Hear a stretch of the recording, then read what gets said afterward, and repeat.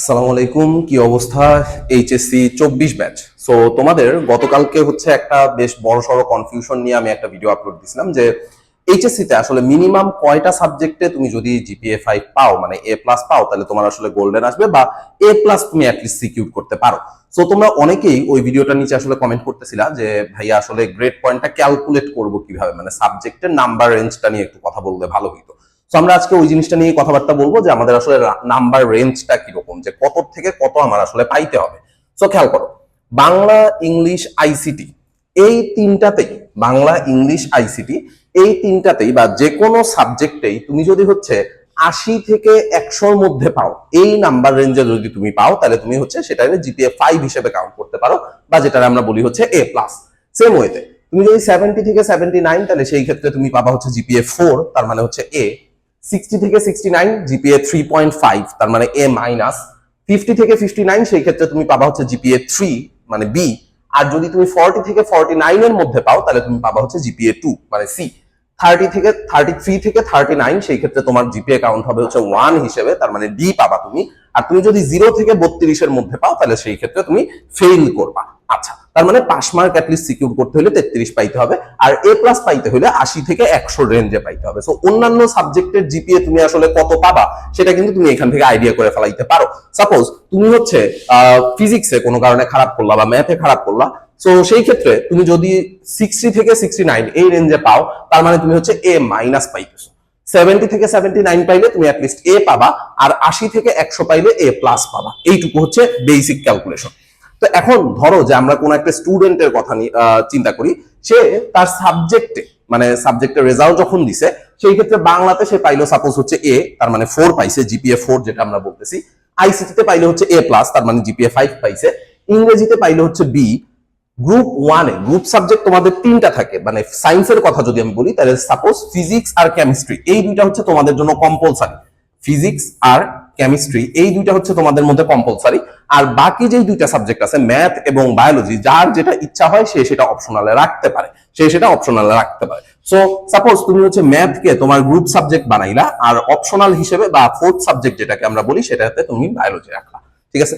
তো এখন একটু তার কাহিনীটা খেয়াল করো, যে সে বাংলাতে এ পাইছে, ইংলিশে এ প্লাস পাইছে, ইংরেজিতে বি পাইছে, গ্রুপ সাবজেক্টে একটাতে এ প্লাস, আরেকটাতে এ প্লাস, একটাতে এ মাইনাস পাইছে, অপশনালে সাপোজ সে এ পাইছে।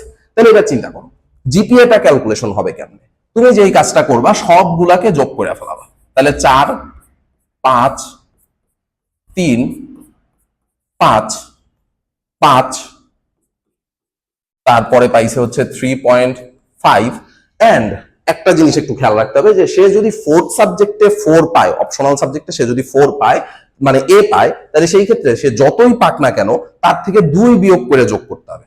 সে যতই পাইছে তার থেকে 2 বিয়োগ করে তোমার যোগ করতে হবে। সো সাপোজ তুমি হচ্ছে গ্রুপ অপশনাল সাবজেক্টে তুমি 5 পাইলা, তাহলে 5 এর থেকে 2 বাদ দিয়ে তুমি 3 যোগ করবা এই জায়গায়। তুমি সাপোজ অপশনাল সাবজেক্টে এ পাইলা, তাহলে 4 এর থেকে 2 বাদ দিবা। ঠিক আছে? আর তুমি যদি অপশনাল সাবজেক্টে এ মাইনাস পাও, এ মাইনাস যদি কোনো কারণে পাও, তাহলে সেই ক্ষেত্রে তুমি 2 পাইতেছো। সো 2 পাইলে তোমার ওখান থেকে আর কোনো কিছু বাদ দেওয়া হবে না। এই যে একটু খেয়াল করে দেখো, তুমি যখন অপশনাল সাবজেক্টে 2 পাবা, অপশনাল সাবজেক্টে যখন 2 পাবা, সো তখন ওখান থেকে আর কোনো কিছু বাদ দেওয়া হবে না, তোমার সেই 2 কাউন্ট হবে।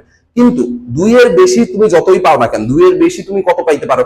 2 এর বেশি পাইতে পারো হচ্ছে অন্য যে কোনো কিছু। ঠিক আছে? 2 এর বেশি তুমি হচ্ছে 3 পাইতে পারো। সো সেই ক্ষেত্রে তোমার ওখান থেকে 2 বাদ দিয়ে ক্যালকুলেশন করতে হবে। ঠিক আছে? তাহলে এইখানে আমাদের যে এক্সাম্পলটা আছে, সেখানে অপশনাল সাবজেক্টে এ পাইছে, তার মানে 4 পাইছে। সো আমরা 4 পাইলে যোগ করব কত? 4 পাইলে যোগ করব হচ্ছে 2। এন্ড খেয়াল করে দেখো, আমার এখানে টোটাল সাবজেক্ট আছে কয়টা? টোটাল সাবজেক্ট আছে কিন্তু 7টা, বাংলা, ইংলিশ, আইসিটি, আর এখানে টোটাল 4টা, টোটাল 7টা সাবজেক্ট। কিন্তু ভাইয়া আমরা এই ফোর্থ সাবজেক্টটা বাদ দিয়ে ক্যালকুলেশন করব।